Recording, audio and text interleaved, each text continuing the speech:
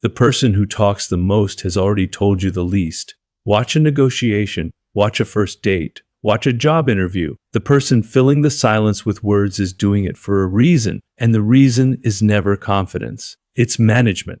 They are managing your perception of them in real time, word by word, because they cannot trust what would happen if the silence were left alone.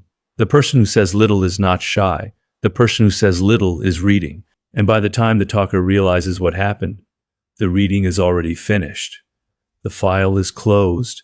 The decision has been made about who they are, what they want, and what they're worth. And it was made before they ever got to make their case. This is the first thing you need to understand about human interaction. It is not a conversation. It is a transmission of data, most of it involuntary, and almost nobody is paying attention to the channel that matters. Most people go their entire lives believing they are perceptive because they can quote back what someone said. That is memory, not perception. Perception is noticing what someone did while they were saying it, and almost no one is trained to do both at once. There are 5 ways this blindness gets exploited every day in every room you walk into. Today, you learn to close them. Law I. Whoever controls the read controls the room. Most people approach every interaction backward. They walk into a room thinking about what they're going to say. They rehearse the line, polish the pitch, prepare the joke. They treat the encounter as a performance they are giving. This is naive, and it is naive in a specific way. It assumes the other person is a passive audience. It assumes people are simply waiting to receive your words and judge them on their content. It's an understandable mistake, because school trained you for it. You were graded your entire life on the content of your answers, the essay, the exam, the presentation. Nobody graded you on how your shoulders sat while you delivered it. So you learned to optimize the wrong variable, and you kept optimizing it long after the classroom ended, and the real test, the unstructured, ungraded, involuntary one, began. They are not. They are scanning. Constantly, silently, automatically. While you were rehearsing your opening line, they were already reading your posture at the door, the half-second delay before your handshake, the direction your eyes moved when you walked in toward the most powerful person in the room, or toward the nearest exit. You prepared a monologue. They ran a diagnostic. And here's the part that stings. The diagnostic is usually more accurate than the monologue. A rehearsed opening line is designed to manage an impression. An involuntary scan is designed to survive one. Only one of those systems has any evolutionary reason to be honest with itself. Weak operators focus on what they say. Strong operators focus on what they signal, because they understand that people believe what they observe far more than what they're told. Whoever controls the read controls the room. Here is why this works, and it is older than language itself. Long before humans had words, they had threat assessment. A creature that encountered a stranger in the wild did not have the luxury of waiting for a speech about that stranger's intentions. It had seconds. So the brain built a fast, involuntary system for reading bodies, faces, and rhythms. A system that operates beneath conscious thought and produces a verdict before the conscious mind has even finished forming a sentence about it. That system never went away. It just got buried under layers of civilization, manners, and small talk. But underneath every polite exchange in every office, every party, every family dinner, that same ancient machinery is still running. It is asking the same 3 questions it asked around a fire 40,000 years ago. Is this person dangerous? Is this person useful? Is this person confident or performing confidence? Words are processed by the newest, slowest part of the brain. Nonverbal signals are processed by the oldest, fastest part. When the two conflict, when someone says, "I'm not nervous," while their voice climbs half an octave, the old machinery wins the argument every time, whether the listener consciously notices or not. This is also why lie detection by content alone fails so consistently. A skilled speaker can construct a plausible sentence in real time. It is far harder to simultaneously manage breath rate, pupil dilation, microtension in the jaw, and the timing of a blink all at once under scrutiny, while also thinking about what to say next. The cognitive load of managing every channel simultaneously exceeds what the conscious mind can supervise. Something always slips. The skill is not in noticing that something slipped. It slips constantly in every person every day. The skill is in refusing to look away from it. There was a woman, call her Odile, who ran acquisitions for a mid-sized industrial firm. She was known internally for one strange habit. In every negotiation, she said almost nothing for the first 10 minutes. Her counterparts would arrive with slide decks and opening offers, filling the air the way people do when they're nervous about being judged. Odile would simply watch. She'd note who checked their phone first. She'd note who addressed her directly and who addressed the men in the room, assuming they held the power. She'd note the 2-second gap before someone answered a question they didn't like. By minute 11, she had a complete map of the room, who actually had authority to say yes, who was bluffing about their walk-away point, who was anxious about a deadline they hadn't mentioned. Then, and only then, would she speak, and when she did, her offers landed with unnerving precision, because she wasn't negotiating with what people said. She was negotiating with what she'd already seen. One rival called her unreadable. He had it backward. Odile was perfectly readable. She had simply made sure she was the only one doing the reading that mattered. Years later, a junior colleague asked her the obvious question, didn't it feel dishonest, sitting quietly while everyone else revealed themselves? Odile's answer was simple. She wasn't hiding anything. She was simply choosing deliberately when to spend her words, while everyone else was spending theirs by default, without noticing they were spending anything at all. Stop preparing your speech. Start preparing your observation. Before your next high-stakes conversation, give yourself the first 2 minutes and say almost nothing. Not from awkwardness, from strategy. Watch where attention flows in the room. It will show you who actually holds power, regardless of title. Watch the gap between someone's words and their body. The smile that arrives a half-second late is not a smile. It's a performance of one. And now you know something they didn't intend to tell you. Do not rush to fill silence. Silence is not empty. Silence is the space where the other person's real signal has room to surface, because they can only manage their performance for so long before the underlying truth leaks through. This will feel unnatural the first few times you try it. Every social instinct you have been trained on rewards you for filling gaps, for being the generous conversational partner who rescues an awkward pause. Unlearn that reflex in rooms where something is actually at stake. The pause is not awkward. The pause is working for you. You will also notice something else.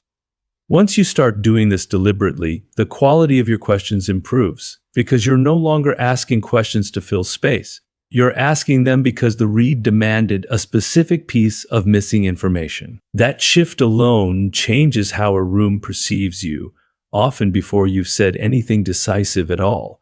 Law 2, the tell is never in the face. When people try to read someone, they make the same mistake every time they stare at the face. This is understandable. The face is expressive, mobile, and central. It's also the single most rehearsed surface on the human body. Every person you've ever met has spent decades practicing their face, smiling at bad news out of politeness, holding a neutral expression through boredom, disguising irritation behind a nod. The face is the most heavily fortified position in the entire body. Attacking it is a waste of effort. Amateurs study the face and get lied to. They see a warm smile and conclude warmth. They miss the actual battlefield entirely, the parts of the body no one has trained. This is not an accident of ignorance so much as a trap of design.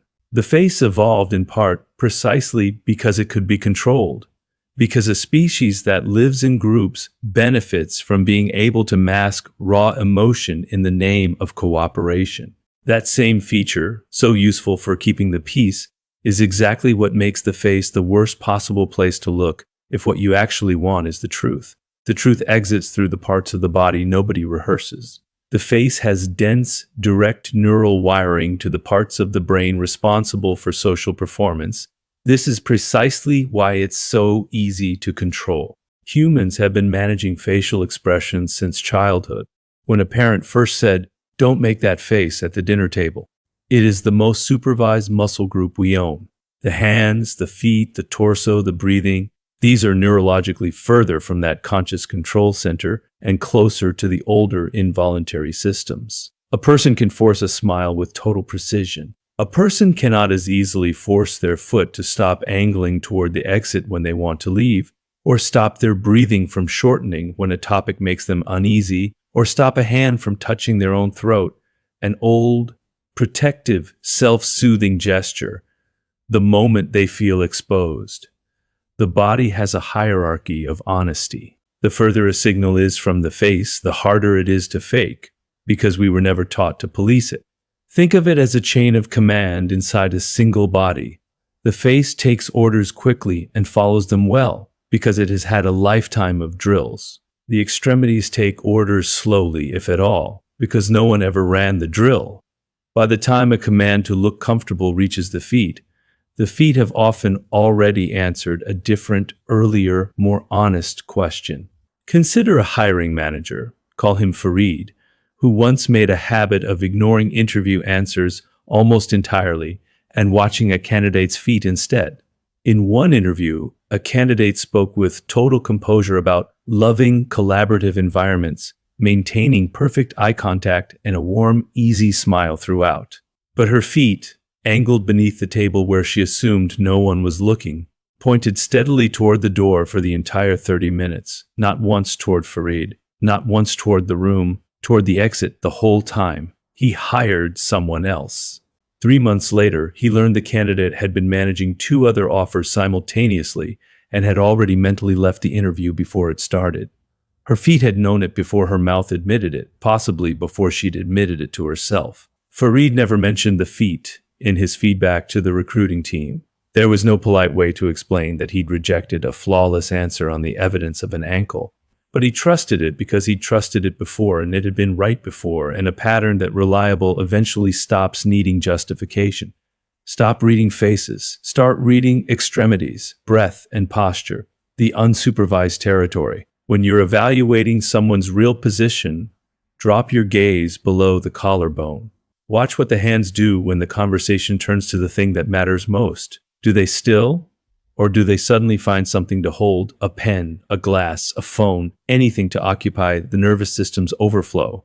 Watch the feet. Watch whether the torso squares toward you or angles away. Because the torso protects what the person actually values, and it turns toward threats and turns away from things it wants to abandon. The face will tell you what someone has decided to show you. The rest of the body will tell you what's actually happening underneath. Practice this on low-stakes interactions first.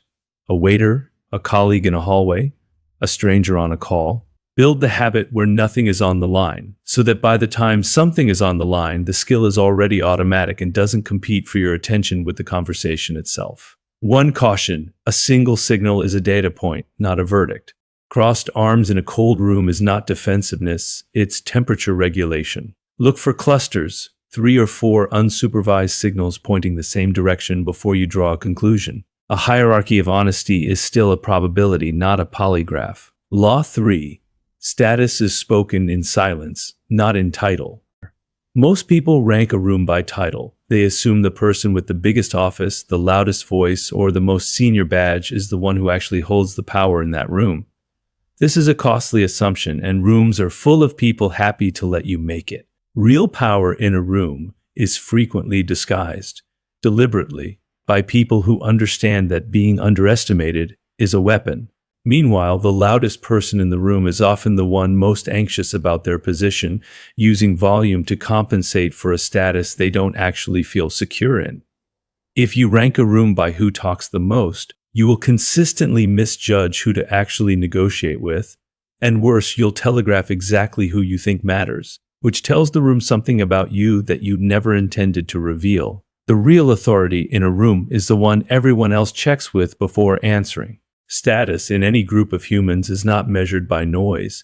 It's measured by attention flow, the direction eyes travel involuntarily when a decision needs to be made or a joke needs a laugh. This instinct is ancient and tribal.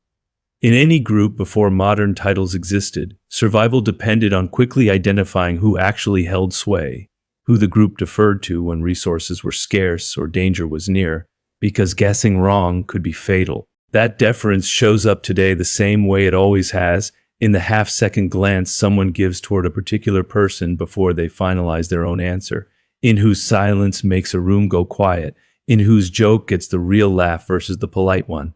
Title is a formal, recent invention. Deference is instinctive and much older, and it leaks out constantly in rooms where people think no one is tracking it. This is precisely why organizations that look flat on an org chart are almost never flat in practice. Someone always ends up being the informal reference point, the person whose unspoken approval a room quietly seeks before it commits to a direction. Titles get printed on business cards. Deference does not need to be printed anywhere to be real, and it is usually more reliable than the card. There's a version of this that plays out in almost every corporate meeting, a story involving a consultant, call her Ilsa, brought in to observe a leadership team before recommending changes. On paper, the CEO ran the meeting. He spoke the most, asked the most questions, closed every segment. But Ilsa noticed something else. Every time he made a proposal, his eyes flicked, almost too quickly to register, toward a quiet operations director at the end of the table. And the room's mood, not the CEO's, the room's, didn't shift until that operations director's face shifted first. Ilsa's report recommended the company restructure its succession plan around that operations director, not the CEO. The board was stunned. 18 months later, that same operations director was running the company. The signal had been there the entire time, in a glance no one else had been trained to see. What made Ilsa's report credible wasn't intuition dressed up as insight. It was a log. She had literally counted the glances, time-stamped against each proposal, across 3 separate meetings. The pattern held every time. She hadn't guessed at the room's real hierarchy. She had measured it. Stop watching who talks. Start watching who gets checked with. In your next meeting, ignore the person speaking and instead track the eyes in the room. Notice who people glance toward before they commit to an opinion. Notice whose expression the room seems to be calibrating against, even when that person hasn't said a word in 10 minutes. That is the actual center of gravity, and it's frequently not the person holding the floor. Once you can see this, you'll never again waste your best argument on the person merely occupying the seat of authority instead of the one actually holding it. This applies as much to families and friend groups as it does to boardrooms. Every group has a real center of gravity, whether or not it has an org chart at all. Find it before you need it, not after you've already spent your best move on the wrong person. Do this quietly. Announcing that you've identified the real power in a room is a fast way to make that power defensive, and a defensive power center stops leaking useful signal entirely. Observe, use the information, say nothing about the method. Law 4. What people defend reveals what they lack. People believe that what someone insists on tells you what they have. I don't need anyone's approval. Money doesn't motivate me. I'm not competitive. The naive listener takes the statement at face value and files it as fact. This is exactly backward, and it's one of the most exploitable blind spots in ordinary social judgment. An unprompted defense is not evidence of the thing being defended.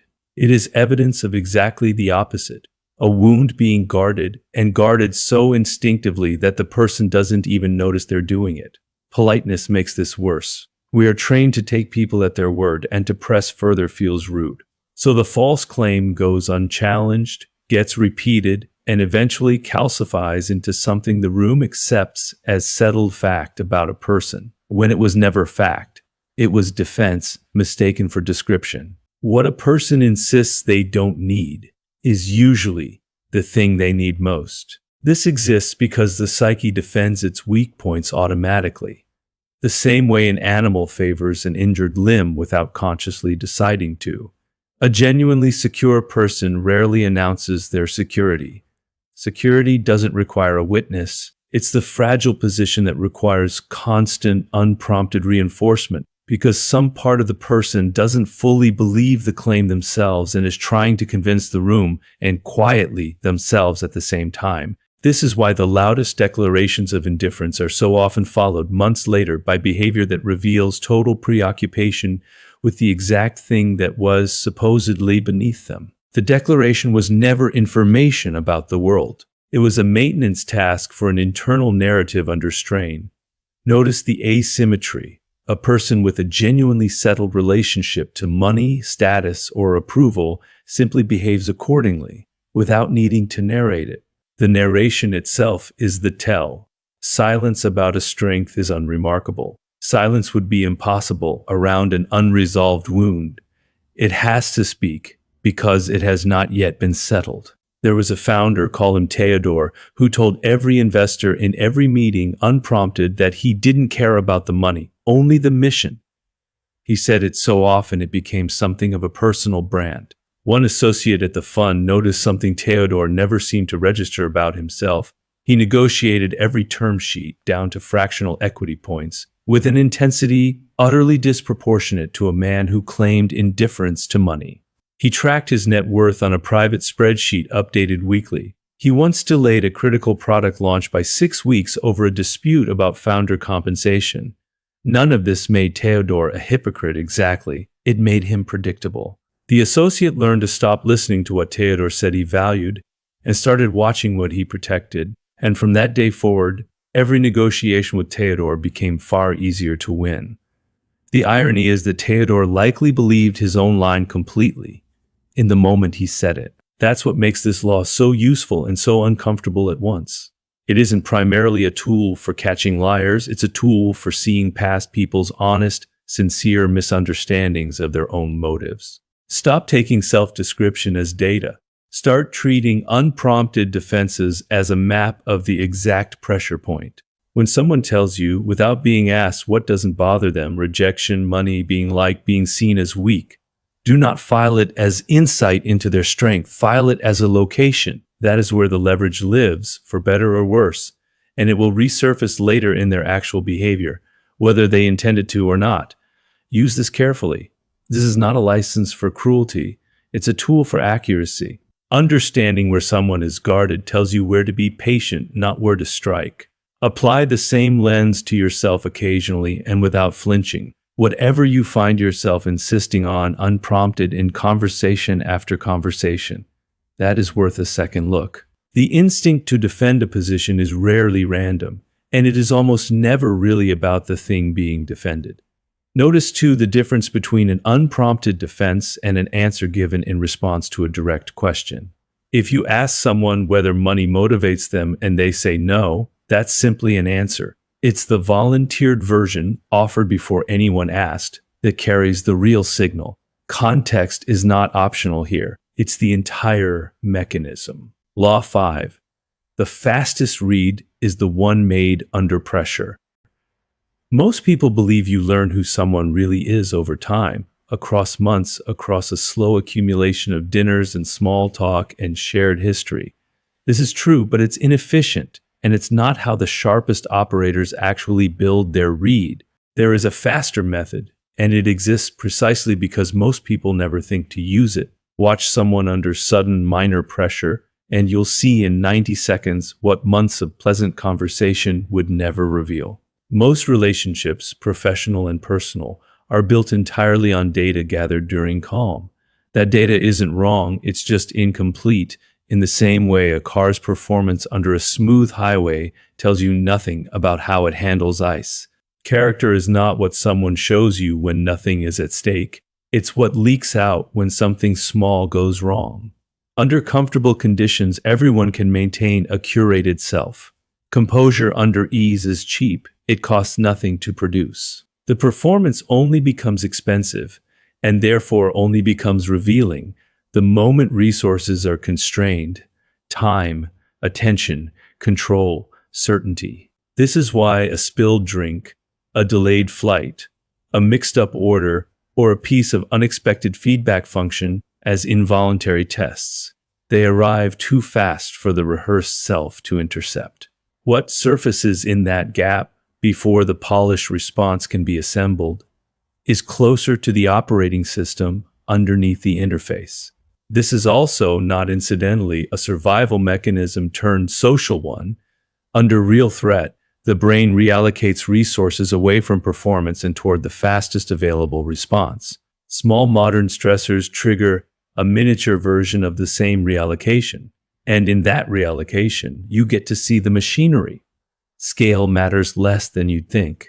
A person's response to a delayed elevator correlates with their response to a delayed promotion far more than most people assume, because both events are processed by the same underlying regulation system.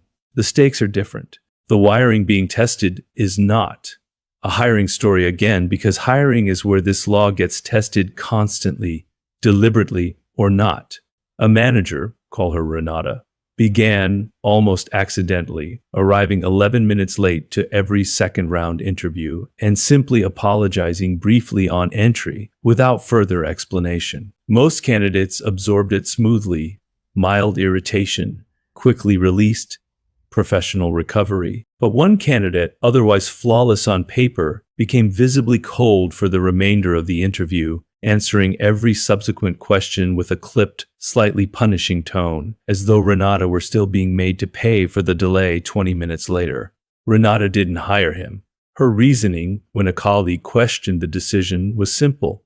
11 minutes of lateness is not a real stressor, and if a minor delay produced 20 minutes of residual coldness, she had learned everything she needed to know about how he'd behave under an actual deadline crisis. She never told candidates about the delay being intentional. It would have defeated the entire purpose. The value of the test lived entirely in its invisibility. The moment someone suspects they're being measured, they stop leaking the real signal and start performing the recovery instead. Stop waiting months to understand someone. Start watching how they metabolize small friction. You don't need to manufacture pressure. The world will supply it constantly, in traffic, in a wrong order at a restaurant, in a delayed response to a message. Watch how quickly composure returns after the friction passes. A fast return tells you the person has genuine internal stability. A slow return, or a punishing one directed outward, tells you the composure you saw before the friction was never structural. It was cosmetic, and it was always going to fail under something larger. You will be tempted to treat this as a party trick, a way to judge strangers quickly and move on. Resist that temptation. The real value of this law is longitudinal. Watch how the same person handles friction across months, and you will build a far more accurate model of them than any amount of pleasant conversation could ever produce. And apply it to yourself as rigorously as you apply it to others. The next time something small goes wrong, a delay, a mistake, an inconvenience that costs you nothing real, notice how quickly you recover. That recovery time is one of the most honest measurements of your own composure that exists, and it is available to you every single day, for free. I did not always operate this way. There was a period, and I'm not proud of it, where I mistook talking for competence. I believed that if I filled every silence with confident language, people would conclude I was confident. Instead, what they concluded, correctly, was that I was uncomfortable with not being in control of the narrative, and that discomfort was the real data they walked away with. It took losing a deal I should have won to someone who said almost nothing in the room and let me hang myself with my own eagerness to understand what had actually happened. I hadn't lost on substance. I'd lost on signal. I had told the room everything before I'd learned anything. That cost me more than the deal. It cost me a version of myself I had to unlearn deliberately, one overcorrected silence at a time, until reading became instinct instead of effort. That is an expensive kind of education. It is also the only kind that actually teaches you. There is a particular humility required here that most people skip past. Learning to read others accurately means first accepting how badly you have misread rooms in the past, not as an abstraction, but specifically, uncomfortably, one remembered failure at a time. You do not get the skill without paying that toll first. Everyone believes they are the one doing the observing. Almost no one, as most people spend their lives broadcasting their anxieties, their eagerness, their need to be understood, while believing they are simply being themselves. They walk out of rooms convinced they made a good impression, unaware that the impression was made in the first 4 seconds, by things they never chose to say out loud. The 5 laws you've just heard are not tricks. They are attention redirected away from the surface everyone else is fixated on, and toward the machinery running quietly underneath it. That redirection is available to anyone. Almost no one bothers to make it because it requires giving up the comfort of being the one talking and accepting the colder, more useful position of being the one watching. Power, in the end, is not about being the loudest signal in the room. It's about being the one still reading when everyone else has already spoken.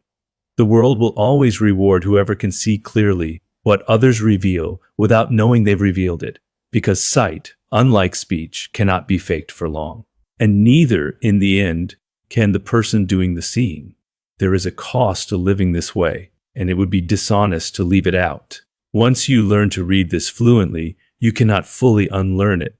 You will notice the 11 minutes of lateness, the feet under the table, the unprompted defense in rooms where you would rather just enjoy the conversation. Clarity does not turn off because it's inconvenient. That is the price of the skill, and it is worth paying anyway, because the alternative is spending a life being read by everyone else while mistaking your own blindness for trust. In the end, the people who move through the world with real power are rarely the ones who worked hardest to be understood. They are the ones who worked hardest to understand, and who accepted, early, that this work is quieter, colder, and far more valuable than anything you could ever say out loud.